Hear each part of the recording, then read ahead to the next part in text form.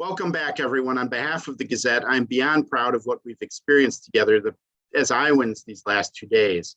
We've challenged each other to go beyond our own perspectives. We've raised difficult questions, all while keeping solution-focused frames in mind. At the end of the time this morning, I invite you all to the Big Idea series, where session leaders are ready to talk to topical leaders and our attendees about how to apply these ideas from the last 2 days into action that lasts well beyond this afternoon. This is what keeps Iowa Ideas constant throughout the year and until we meet again in 2022. Someone who has inspired thousands of people to take action is our closing keynote, Peggy Whitson, made possible by UFG Insurance. Here's a quick message from UFG.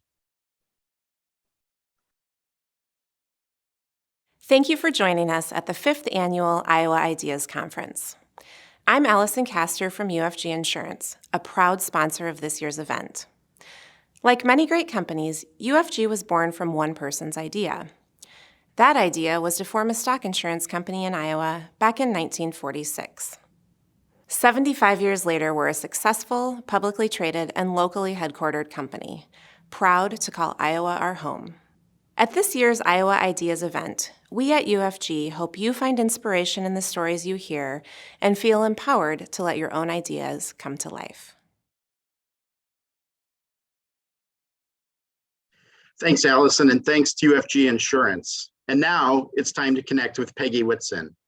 Peggy grew up on a farm outside the town of Beaconsfield, Iowa, with her sister and her parents. Her decision to become an astronaut came after she watched the first moon landing on television as a child in 1969. She went along as her dad learned to fly a few years later. She used sheer drive to reach a level that few ever do. Peggy has over 35 years in space and science experience with NASA and as a consultant. During that time, she has held various positions, including Chief of the Astronaut Office, Commander of the International Space Station twice, Chair of the Astronaut Selection Board, Science Officer, Operations Branch Chief, Deputy Division Chief for both Medical Sciences and the Astronaut Office, and co-chair of the U.S.-Russian Missions Science Working Group. She is currently consulting with Axiom Space, and at age 61 is training as the backup commander for the first Axiom Commercial space flight to the International Space Station early next year. She's set to return to space later in fall 2022 as commander of another mission. That training schedule is what led us to sit down with Peggy last week. Whitson has flown on 3 long-duration missions to the International Space Station and has more cumulative time in space than any U.S. astronaut and more than any woman in the world with 665 days. She's conducted 10 extravehicular activities, known as spacewalks, lasting more than 60 hours in duration. She's performed hundreds of research experiments on board the International Space Station. It's now my pleasure to share with you a conversation with Peggy Whitson. Thanks, Zach. I'm so excited to be chatting with you guys at Iowa Ideas this year at your virtual conference. It's a lot of fun for me because Iowa obviously has a lot of special meaning to me. And I know that you folks are trying to solve a lot of interesting and complicated problems in the state. And so I'm excited to be a part of that. I'm hoping that some of my stories will come in handy for you as you try and solve your problems here on Earth.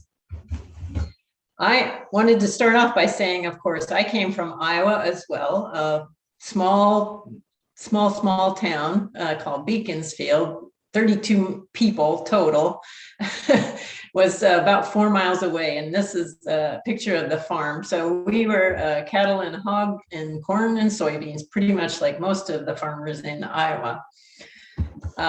The little town of Beaconsfield had the first Hy-Vee store in the world, in the state, and but you can see it also had very modern appliances like the town water pump in front of it. And growing up with 32 people in that little town, I got to see a lot more cattle and hogs than I ever saw people. But I did all the same things that Iowa kids do, playing in the snow and playing in the water and showing cattle for 4-H and doing other 4-H projects. But when I was 9 years old, something really, truly amazing happened. Neil Armstrong and Buzz Aldrin walked on the moon for the first time. And it was a very exciting moment for me. And even at 9, I knew that that was a very special moment. And I thought, wow, cool job. But when you're 9, you want to be lots of things. But this really made an impression on me. And I think part of the reason it stuck with me is the following year, my dad got his private pilot's license. And I got to go on my first airplane ride and see the Earth from above. That was amazing perspective for me at 10 years old. And I was like, oh, wow, I really do want to be an explorer and explore new worlds and do new things. And so that was my inspiration for wanting to learn to fly also. And however, it took a lot of money. So I sold a lot of chickens at $2 a head to get enough money to pay for flying lessons about 10 years later. But it goes to show that you can translate an inspiration into action and really make something happen in your life. I think that another key moment in my life came when I graduated from high school, and that's the year that NASA selected the very first female astronauts. And that made me think that maybe this isn't just a dream, maybe I really can become an astronaut. And so as I graduated from high school, I had this dream that now became a goal for me. Of course, it's not always an easy path. I wasn't willing to tell a lot of people. I was a very shy person. But when I first decided to share my goal of becoming an astronaut with my advisor at Iowa Wesleyan College, she wanted me to meet Dr. James Van Allen, the certified space science guy of Iowa, who discovered and had the Van Allen radiation belts named after him. And I met him at University of Iowa and hoped that he might give me some advice for what I might be able to do to become an astronaut. What would improve my chances, since I was, Iowa farm kid. I had no idea how to go about it. And he said, well, that whole astronaut thing's just a flash in the pan. You probably need to get a real job, a real career like engineering or astrophysics, something like that. And it was interesting to me. I was, of course, pretty discouraged. However, it's not something that deterred me completely, because it still felt right for me that I should pursue my path to become an astronaut. And that year I talked to him, it was in 1981, before the first shuttle flight. So that he didn't know there was going to be 30 years of space flight and beyond, since we've had 20 years of an International Space Station beyond that. But interestingly, I also had another experience after I graduated from graduate school with my PhD in biochemistry. I was doing interviews, one at the Salk Institute, very prestigious plant biochemist was there, and he offered me a position. And when I called him back a week later to turn him down because I had accepted a fellowship at the Johnson Space Center, he said I was making the biggest mistake of my life. And so I had a couple of pretty prestigious folks tell me this was not the right thing to do. But luckily for me, I didn't listen to them. And I persevered anyway, in spite of that lack of support there. But I think what made it possible is I had some amazing female role models and mentors. I had an advisor at Rice University and at Iowa Wesleyan. And then when I got to the Johnson Space Center, some amazing female mentors there that were leaders. And it made me believe that I too could become an astronaut, or I had the potential to do these things that I dreamed of. And so it kept me going, which was a good thing, because I applied for 10 years and got rejected all those years. I was still working at NASA, and I was negotiating, farm girl, negotiating with international partners in Russia and other countries. And interestingly, I can say in retrospect that those 10 years were probably some of the most important 10 years of my development. Although at the time, I really, really thought I should be an astronaut right now. And luckily for me, I was learning a lot of team skills and those negotiation capabilities, and it was all important. And now in retrospect, I can say that those skills were the ones that allowed me to become the first female commander of the International Space Station and the first female and non-military leader of the astronaut office. So all of those things that, became very important to me much later in life were actually a part of those 10 years of rejection, and we're enabled by that. So I like to remind people that sometimes your path to a goal isn't always a straight line, and you have to keep in mind that you need to learn from the experiences that you're exposed to, and you need to challenge yourself in those experiences to do even more than you think you can, because surprisingly, you will find out you are capable of more. At least I did.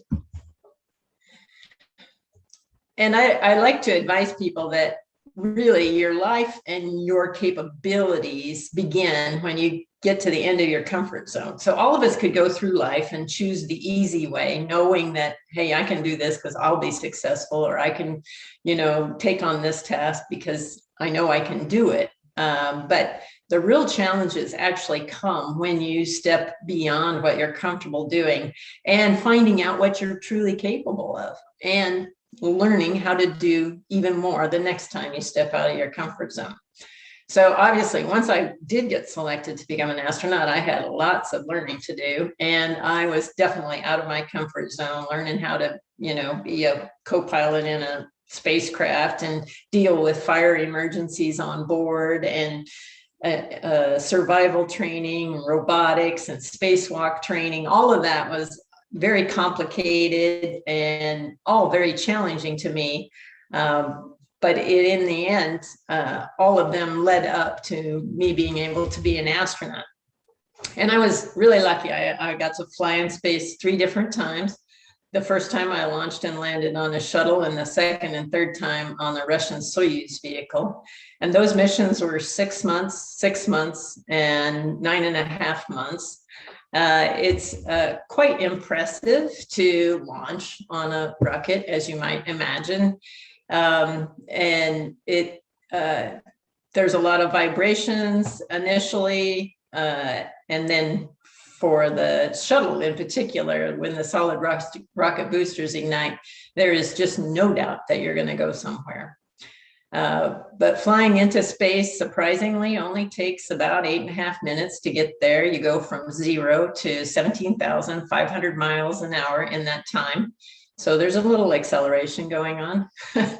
And this was my arrival to the space station on my last flight. And it was great to get on board because it was like coming back home again. On my first flight, I wanted to chat about it just briefly, because that launch and landing on the shuttle with the 6 months in between, I got to do lots of different kinds of experiments, but one of them was growing soybeans. So while my dad was growing soybeans on the ground, I was growing soybeans in space. And interestingly, in space, the soybeans grew up to the light at the top of the container and then turned around and went back down because they didn't have anywhere else to go inside the container. And so I just thought that was kind of funny. And also it was neat that, I was growing them at the same time my dad was. Everyone always asks, what's the best part about being in space? And the best part about being in space is actually being in space. There is just so much that you don't realize that you have generated in your life that is based, and it's in your head. It's based on the fact that you live in gravity. Everything is based on that. And you don't even recognize it until you get into space. There's little things like, for instance, the trick to play on the new guy is ask him to throw something to you. And he's going to throw something to you from across the module, and it will invariably hit the ceiling because he's planning a trajectory that's based on Earth gravity. And that doesn't exist up there. And so it will always hit the ceiling because you don't have to plan on that. Of course, when I got home after my first flight, I blew my nose and was throwing the tissue in the trash bag and the trash can, and the can was only a foot away, but it dropped straight down to the floor because I'd stopped correcting for gravity. So you learn the opposite lesson as well as you come back and readapt back to Earth. But being adaptable, I think, is part of what it is to live in zero gravity. And I think that's an important characteristic for all of us in our work and in our life in general. This picture I like because if you look at my feet, they're hooked under the handrails. And I'm pulling on a rack that weighs around 1,200 pounds. Of course, in zero gravity, it has no weight. It still has mass, so you have to move it very slowly in order to control it, but it has no weight. But I'm using my feet to do a lot of that control, but not the way you would here on Earth. And in fact, once you get to space, you adapt to the fact that you're not walking on your feet. And after a couple of months, the calluses all come off the bottom of your feet. And actually, I started developing little calluses on the ridges of my toes on the top side of my feet. So adaptation is an interesting process that we all go through in all of our lives. And I think it's neat that microgravity shows us a very different way and a very obvious way that we have to adapt all the time.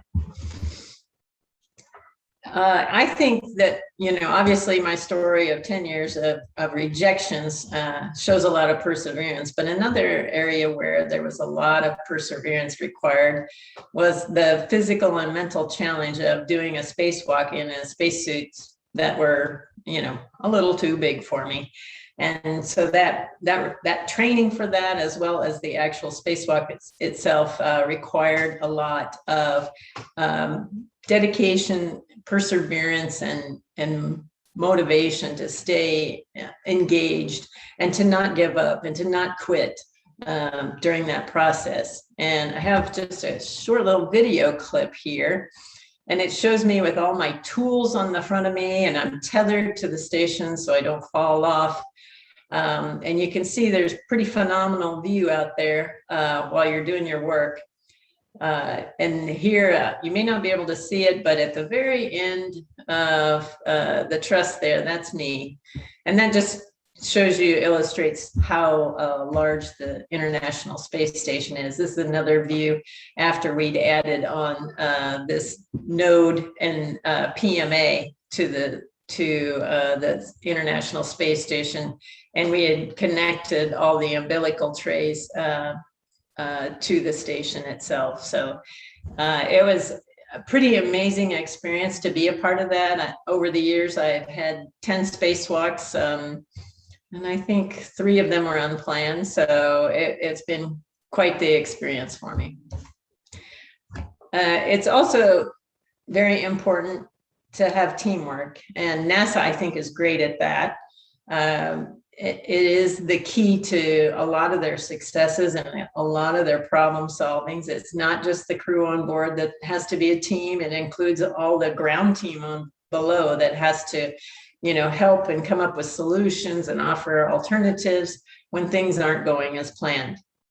Again, that adaptability is very important. And leadership and followership is a key to making a team very successful. And I think, most people consider followership something passive and that I'm just going to do what I'm told. And that's not at all the definition of followership in an astronaut's mind. It is, what can I do to help offload the commander or to make this mission a success? Where do I need to step up and offer my options and solutions, because I'm more of an expertise in this particular area than the commander might be. So being proactive as a follower is an important aspect. And so that team has to be a thread throughout work and life, I think, to be successful. But I do think that teamwork can solve really impossible problems. The solar arrays on the truss of the International Space Station, each array is 115 feet long. And so they're huge and they're paper thin. And during one of my missions, I was been a commander for a whole 6 months, and I was redeploying a solar array that we had repositioned to its final location on the station. And partway through, it started to tear. Before I could get it stopped, we had this big hole about 5 feet long in the solar array, and it was out near the end of at the end of the truss and near the end of the array itself. And it was going to be pretty impossible in my mind to solve this problem. But a young engineer on the ground came in and said, how about we just make cufflinks and, span that, there's holes, integral holes in the array, and span the tear, kind of like a Band-Aid, a suture across a cut that is getting stitched up. And then we can deploy the array fully.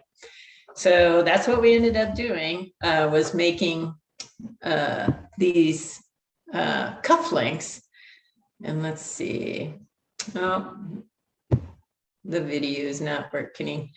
Anyway, the cufflinks were made from wire and pliers and cutting out metal. And of course, we didn't have a Home Depot, so we had to make it with all the stuff that we had available on board the station. And in the end, let's see if it'll let me there. It's not letting me play the video, but in the end, we ended up fixing that array after 4 days of troubleshooting and various different activities and some of the sportiest robotics ever. We got a guy out there close enough to thread those cufflinks into the array. And we were able to fully deploy it, and it produced 97% of its original planned power. So that was an amazing feat. I love this quote from Gandhi saying that leadership probably at one time meant muscles, but today it means getting along with people. And in fact, in the astronaut office, we have something called the expeditionary crew skills. Basically, it's the soft skills. All the astronauts are technically qualified in some particular area that they were selected for, but the soft skills are the ones that are so important in a long duration space flight. And if you think about it, it's kind of like the soft skills that you had to have during COVID when you were isolated in the house with maybe just a couple of other people and you didn't have any choice with who you were staying with or how long you were, confined to quarters in essence. And so those soft skills become very, very important, as I'm sure a lot of folks have learned over the last year and a half or two. When I was selected to be the first female commander of the International Space Station, there was obviously kind of a lot of pressure on me. I didn't want to fail, but I really do believe if you're afraid of failure, you're never going to truly succeed. And so I did my very best to, pave the way for other females to be commanders in the future. And we even had a very unique crew poster. I think it's also really important to be a mentor. I never thought of myself as being a mentor, but when I became the first female commander, and coincidentally, Pam Melroy was like the second shuttle commander, came up and docked to the space station at the same time. And it was the first time we had 2 female commanders of 2 different spacecraft in orbit at the same time. And it made me realize, with this Jeff Parker cartoon, he was Florida Today cartoonist, that, there was even more of an expectation that that I was a role model, and that how important mentorship is. And it was incredibly important to me. As I mentioned, I had some incredibly strong female leaders as role models, and they really, truly helped me feel I could succeed. And then I have enjoyed actually training some of the other female astronauts on how to do spacewalks, trying to share some of my tricks of the trade and make it easier for them to be successful in their futures as well. And everyone asks, what words of advice would you give to a young person or to anyone? And it's that whole living outside your comfort zone. So I thought this picture, I was in a cargo bag, and one of my crewmates said, I think that bag is so big I could almost fit it. And I'm like, I'm pretty sure I can. So they zipped me into the bag and they carried me down to the other end of the station for our friend Oleg, and said he thought he was getting some clothing. And I popped out of the bag and surprised them all. But it was a funny joke. But getting out of your cargo bag or getting out of your comfort zone really is the key to challenging yourself to do more than you think you can. It truly has amazed me what I have been able to accomplish just by challenging myself to do more than I even thought I could. I never dreamed of being a commander. I wanted to be an astronaut, but I never dreamed of being a commander. After I did one flight, I thought, well, I could be a commander. So I challenged myself to try and get that job, which I was successful at. And then after that, I became the first female chief of the astronaut office. So challenging yourself can really, enhance your whole life. It can allow you to do so much more than you might ever have imagined. As the chief astronaut, it was a very challenging time. It was when the shuttle program was coming to an end, and there were a lot of personnel reductions because we were focusing on long duration space flights, so we needed fewer crew members. So I had to cut the office by about 30%, which was not a trivial thing. And so leading during change is obviously very challenging, and another challenge that I wasn't sure I could withstand, but I made it and I learned a lot from it. So again, step out of your comfort zone every chance you get. Diversity actually is a strength, and I know that that's one of your topics for the Iowa Ideas, and I think it's really important because NASA's success at problem solving, a lot of it has to do with the fact that everybody comes from different backgrounds and ideas, or different experiences, life experiences, and those allow different approaches and ideas once you're trying to solve a problem.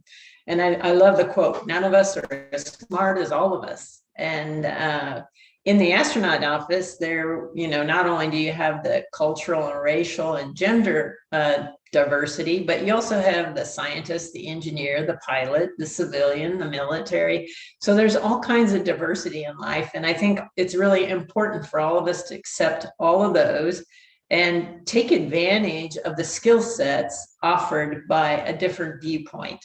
And I think it provides a strength. And so I was happy to see that included in the Iowa Ideas. And this was just to show some of the females that I've worked with and trained with. This was my EVA instructor training how to do a particular task. They hang you, suspend you up, and support you and make you kind of weightless, and you have to do a task. And then there's the lower left shows all the female astronauts when I was on orbit in mission control. The upper right shows a really interesting gal. She had a degree in fashion design, and she was heat sealing the inner bladder of a spacesuit together. I just think the diversity of different backgrounds that can apply. And then I had a number of female divers and technical support people that supported my training when I was training underwater for those spacewalks. And that was just one day they had an all-girl team on when I was there. And everyone talks about work-life balance, and being in space, that I think gets emphasized a lot because your work and your life don't get separated. You're all together all the time. And, we have little, what we call sleep stations, which are big enough for a sleeping bag and a computer. But for the most part, we're living together all the time. And so we do a lot of things to maintain that work-life balance, making sure that we do take some time off and do some other things that were fun. I grew lettuce on my last flight, and so I was able to make a special crab salad that Toma and I are fighting over. And I had planned in advance that we would have a Christmas cookie decorating contest at Christmas time. And so I had to make it a contest in order to get the guys to take it seriously. But I had a flight director who also decorated cakes and she was our judge. And she judged Oleg's cookie as the best one because of his creative use of color. He used Russian mustard on his cookie to get the yellow for his son. Let's see if this video will play. This is another little video that I had also had green Jell-O made up for our Christmas celebration, and which is kind of unusual. We don't normally have that on board, and so I had that made up and playing around with that. But the perspective of being in space is actually really an amazing one. You have this view of Earth where everyone that you know, other than the 4 to 5 guys that are with you in the space station, everyone you know lives there. And you get this really sense of what our planet does for us. If you look, there's a thin blue line, and that thin blue line is our atmosphere. And it protects us, it provides it, underneath it, we have our oxygen provided, carbon dioxide is removed. The temperature is reasonably controlled, except sometimes in Iowa. And the radiation environment's protected by the magnetosphere. We have a really special place. And when you're trying to construct another place away from planet Earth, you realize how much Earth is like a spaceship and is something that to be protected and very special. And it gives you this sense of whole. And here's another shot of the limb of the Earth just before sunrise. So the sun is coming through the atmosphere. It's lighting up the station because we're 250 miles up. So we're above the shadow as it's coming around the Earth. And I just think it's a dramatic way to see our planet, how special it is. But what's really interesting is the perspective you get when you look out to the stars, because you see the Earth as something that is our everything. And then you look out to the stars and you see thousands and thousands and thousands of stars. And that's just in our little galaxy. And there are billions and billions of galaxies, literally. And we're just such a small part of that. So that perspective is something that I think is a very special treat with being in space. It gives us that. Right now, I'm consulting with Axiom Space. We hope to build the first commercial space station. It will initially be attached to the International Space Station. So you see the station here, and if this video works, we'll show kind of the assembly process as we add new modules to the space station. Using the space station as our keep alive backup plan enables us to create the station less expensively. And then before the International Space Station is deorbited, we will separate from the space station with our commercial station and have that on orbit and to be the first commercial station in orbit. So it's really exciting for me. I've been consulting with Axiom for a year and a half now.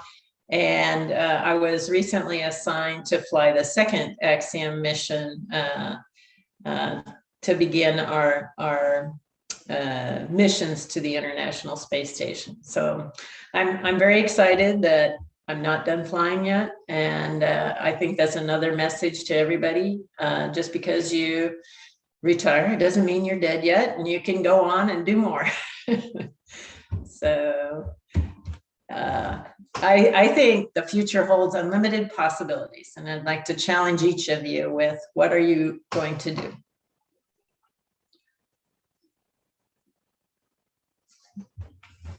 And that's it. Peggy, thank you very much. It's mind-blowing, and it's a privilege to join you to ask questions. This is you have so many amazing, neat experiences, and I could spend a day doing this, but I have a lot of questions here, and some I've collected from kids, and some I've collected from my own space camp memories back as a fourth grader. I'm curious, this next chapter, I'm curious, what got you back in the game and wanting to go back into space? And, now it's got to be a little bit different going for NASA the first time and now in the private sector. I'm curious, what is that like? It is very different. It's very exciting. If I'd stayed with NASA, I was not going to fly again because I'd reached my radiation limits. So I really didn't anticipate if the commercial industry would come back soon enough for me to have opportunities to fly again. So this is really icing on the cake that I might have this opportunity. What I think is special about it is the fact that it's different. It's from a commercial perspective instead of from the government perspective. I think everyone has seen a lot of the different commercial aspects going on with suborbital flights with Blue Origin and Virgin Galactic, and then SpaceX's recent commercial flight with Inspiration 4. So there are lots of new venues developing in space. And to me, this is kind of like the transition from barnstorming to commercial aviation. We are kind of in that phase of that transition. And I think it's really exciting to be a part of that, to see this change happen and hopefully have some influence on at least small pieces of how it's done. I'm curious, is the training different after you've been through the NASA training? What is the experience like? How long will you prepare for the mission? I don't believe there's a date set yet. Yeah, we are hoping it'll be next fall. We don't have a specific date yet, but I've already begun training. I'm backing up the crew for the first flight, which is planned for February of next year. And so I'm the backup commander for that flight. And so I've already started training. A lot of it is the same training, the International Space Station training. But this time I'm going to be launching and landing on a SpaceX Dragon. And so that's exciting because I get to learn a new vehicle as well. So that'll be the fun part. So I'm training in Hawthorne and Houston for that in their simulators for a new vehicle. How different is that? Is it, the difference between driving a Ford and a Chevy, or is it, much bigger than that? Well, the shuttle was an amazing piece of architecture. And it's hard to beat it in terms of mass that it put to orbit, but it doesn't have the newer technology. It was newer than, say, the Russian Soyuz spacecraft in terms of technology, but this is a whole new huge step forward in terms of touchscreen displays, and it's really beautifully done. It's a smaller spacecraft, only 4 people inside, and it's just to carry people to orbit and to the space station. In our case, we'll go to space station between a day and 1 to 2 days, and then use it to come home again. But we'll be staying up on the International Space Station for 8 to 10 days. I'm curious. I mean, on one hand, this would be exciting, but on many other hands, I think it's also terrifying at the same time. How do you, you're kind of, the phrase that we use sometimes is you're building the plane as you're flying it, but you're in unfamiliar situations all the time. How do you do that? I think a lot of the way you adapt to those unfamiliar situations is through training. We do training in various simulations. We have every kind of malfunction and failure thrown at. We in International Space Station, we practice on fire and depressurization and toxic atmosphere, all things you'd never want to experience. But if you go through the training enough and you understand your roles, you understand what you can do, it gives you a sense of security that, if a bad day happened, I would at least know what I'm supposed to do. a bad day can still happen and that I can't survive, but I know what I'm supposed to do. I'm curious, the idea of spacewalking, and you mentioned that you had several unplanned, but take me through the planned. What goes in preparation? It's not like on Earth where you walk out the door and you're out there, but how terrifying is that? Every picture you look at, it seems, I mean, like if you let go. Well, interestingly, the space station's traveling at 17,500 miles an hour, and so are you. So as long as you stay tethered to the station, you're fine. You don't have to worry about it. But we do have various protocols and backup protocols in case the first one fails. We have tethers, and then there's a little kind of mini jetpack that you could fly back to the station if somehow your tether broke. And nobody's ever had to use that, but it's available to use. So there's ways to make that safe. But that's part of the things that we train for. And so the training for a single spacewalk, will probably take on the order of a year in advance. You train, you do multiple runs underwater, you learn about the hardware, whatever it is you're going to install, you see the real hardware in person, then you practice underwater many, many times in the spacesuit, trying to figure out what body orientations you're going to use to manipulate the tools and get the job done. And then day of, on orbit, you have to prepare all your tools in advance and get everything ready to go outside. And that takes about a week of preparation. And then day of, you get in the spacesuit and you're in there pre-breathing oxygen to prevent having the bends, because you're going to a lower pressure when you go outside. And so it's just like diving, except kind of in the reverse, but you have to worry about getting the bends. So you pre-breathe on oxygen for 2 hours. Takes it takes about 2 hours to get suited up, breathe 2 hours, and then you go out the door for a 6 to 8 hour spacewalk.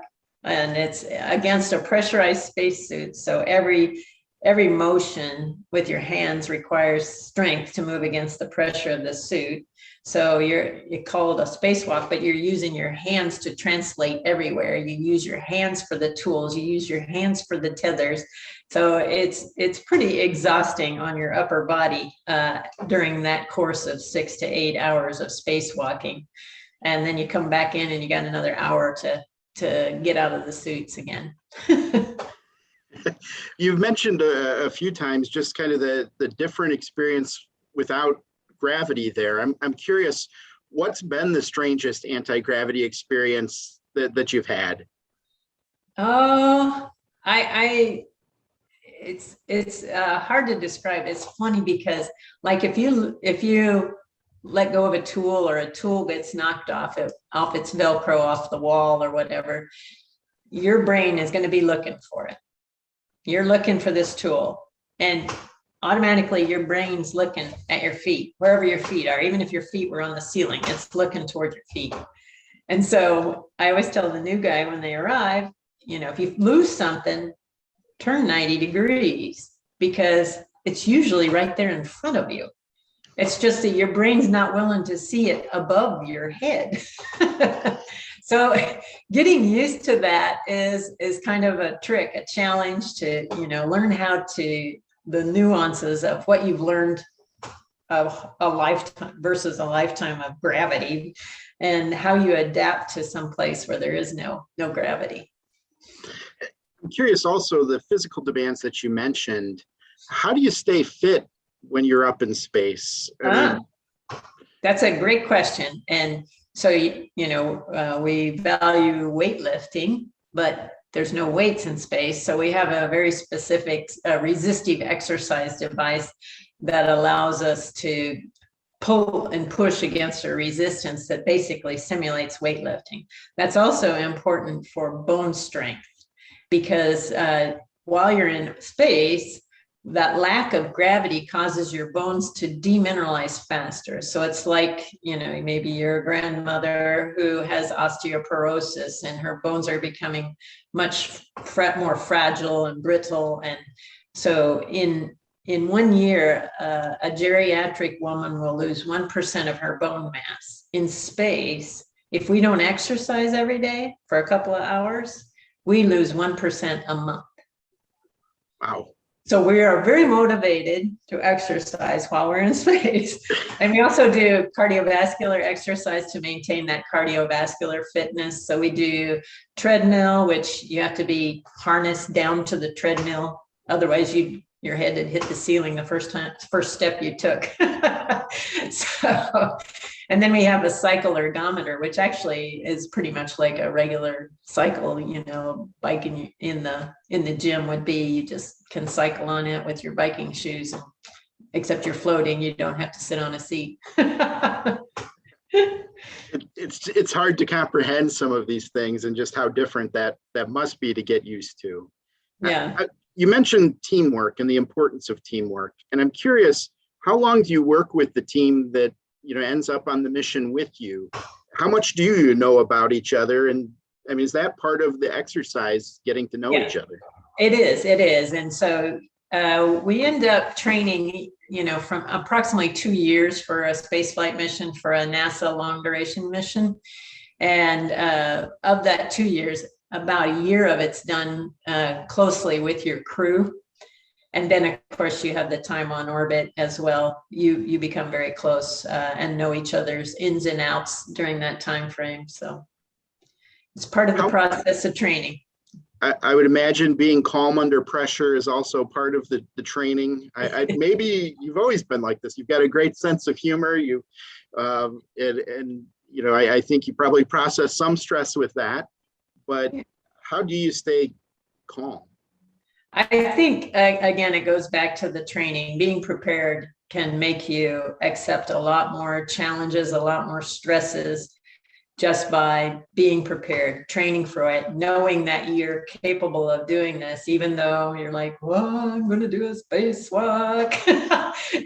But it's like, I've trained for this. I know how to do it, but I'm going to do a spacewalk. So, you process it because you've trained for it. Okay. I'm curious, you mentioned the 10 years you were at NASA, the 10 years of rejections to the astronaut program. What was the drive there? So many people would say, I'm still at NASA, I've made it, look at this. Where were you finding that drive to keep pushing and to keep getting out of your comfort zone, to keep reaching for more? I think it goes back to having the dream and wanting to make it happen for me. And it's what felt right to me. It's what I thought I should do. And I don't think it was a mistake at all. You mentioned in your personal story about growing up in one of the smallest communities in the state. And I'm curious, how many times did you get you're not going to be able to do that? Nobody does that. Or, how many times did you hear that story? Well, interestingly, I was too shy to really share my dream with anybody until after I graduated from high school. And that's when I started talking to people about it. And even some of my friends were like, really? You're not going to be able to do that. And so I don't know. I kept going anyway. It was what I wanted. I knew it was right for me. Now, you managed some missions and training underwater too, correct? How different is space from time underwater?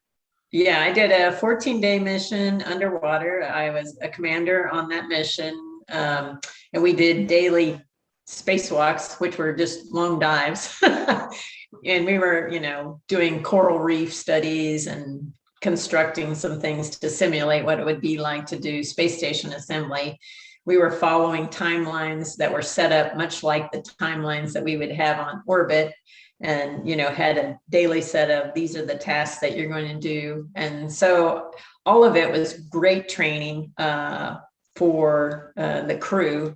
I was commanding that mission, and I was with 2 rookies, and I had just gotten back from my first mission. So I was like, okay, this is like spaceflight. You need to know this, and this is the mistake I made. And keep this in mind when you're doing this. And then this is not so much like space flight. Don't worry about that. And so it was a great way for me to share my knowledge and experience with these rookies who I happened to actually end up flying with. So it was a great experience.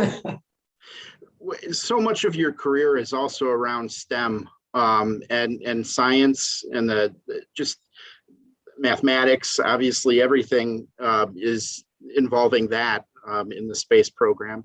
How important is that? And what do you say to folks that, are enough women participating in STEM? And how do we grow that? Not enough women are participating in STEM, and we need to get more excited about it. So I've been on a crusade to try and make being a nerd cool. And I want more young ladies to feel like being a nerd is cool. And so that we can get more and more that will stay with it. I think there's always that initial interest, but there's something in high school where we're losing a lot of folks. And so for all the parents or teachers or mentors out there, keep in mind that you got to help them keep those science streams alive so that they will continue with that pursuit in the future. So we do need to encourage our young ladies to really push themselves and challenge themselves in science, because it is cool. Is there an experiment that you look back on that you've gotten to perform in space that's your favorite, and why?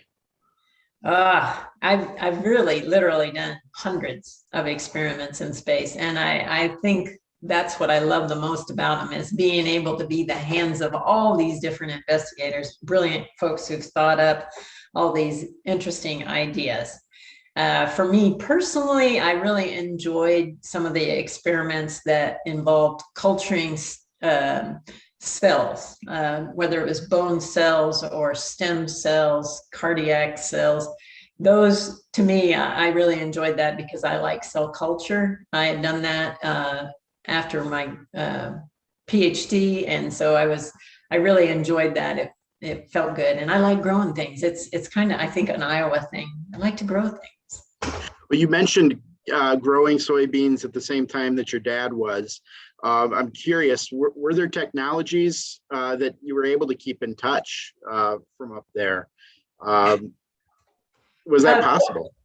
Well, I mean, a lot of the investigations, like the soybean one, was done by Pioneer. And so, they were looking for potential optimizations for gene expression of different things, and of course that's proprietary if they found something, and some of the investigations are like that. So their information is proprietary. But what I think is really cool is that in a long duration laboratory like that, you get a lot of access to the experiments, and it's more like being in a laboratory here on the ground. So there was one experiment I was doing. It was looking at a colloidal solution of iron. So it was basically iron granules in solution.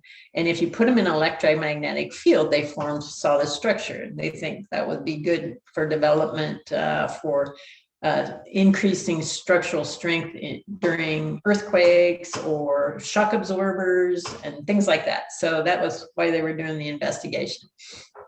But we had been looking at this study for a while, and then one day I was inputting the value of the electromagnetic field, and instead of 20 hertz, I put in 2 with a tiny little decimal that my eyes didn't really see, and a 0.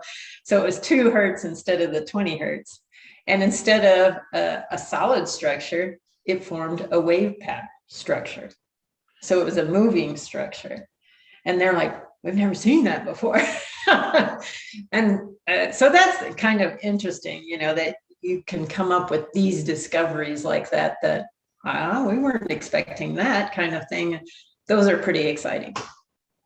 So I have one question from my daughters that they were asking this morning. They're curious what your favorite and least favorite food is to eat in space. That's a great question. So we have dehydrated foods, which, like oatmeal raisin for breakfast. That works pretty good. Mac and cheese, dehydrated, you rehydrate it. It works great. It's good mac and cheese. Then they have vegetables that are dehydrated and rehydrated. Those are kind of squishy. But my favorite was we have these in foil pouches. They're like MREs, military rations, ready to eat kind of thing. And they're specially made by the NASA laboratories because we have to have lower salt because of that whole bone problem I talked about before. And so, but my favorite was chicken fajitas because it's like pretty much like chicken fajitas. And so that was my all-time favorite. I never got tired of it in the 665 days I was up there. How many times do you get to eat it while you're up there? Do they let you pick, or do you have to have a rotation? There's a certain number of food rotations, but that's kind of one of the things about learning about your team. Who's favorite? What is whose favorite? So after a while, you figure out, this person likes chicken fajitas, or this person. I had my commander on my first flight. He loved pudding. I'm like, I can go without pudding. You can have all the pudding. Just things like that to get along, help each other have a little bit more of what you really like. You talked a little bit about mentorship, and I know we're running short on time, but I'm curious, the opportunities that were afforded to you, what does it take to be a good mentor? And, who was a mentor particularly strong to your roadmap? Oh, I've been really lucky. I feel like at Iowa Wesleyan, I had an advisor, Dr. Dolores Graff, and then when I got to Rice University, I had another advisor, Kathleen Matthews. Then I got to Johnson Space Center, and I had Nitsa Cintron and Carolyn Huntoon. All of them were amazing and motivated ladies. And they made me believe I could do what I wanted to dream of because they were such strong female leaders, strong role models for me. And of course, I had my mom growing up as well. Farm ladies aren't tenderhearted. They're not too delicate. They get the job done. And so all of those were great role models for me. I think the important thing for a mentor is, it may be, your job's not directly related to what the person you're trying to help's goal is. If you can try and get them synced up, meet somebody, and if they happen to run into folks like I did, be the encouragement, even if they aren't totally supportive. But as a mentor, that support is huge. And, just being able to introduce them to people that will help them and aspire to something bigger. That's, I think, very important. How did you mentioned being shy. How did you find those mentors? How did you get out of that shell to make that connection?